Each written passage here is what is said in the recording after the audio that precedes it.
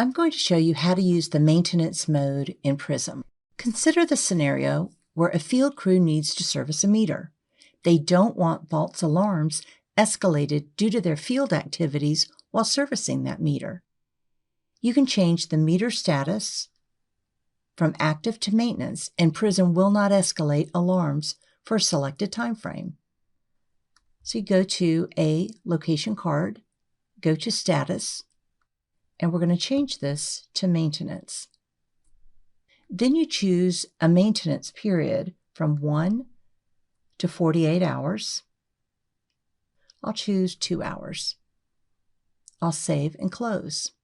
During the selected time period, any alarm events received into PRISM will not escalate.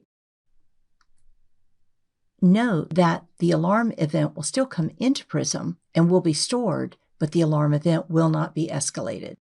Once the field crew is finished with their field work, they can pack up and leave. PRISM will automatically return the status from maintenance back to active. That's it.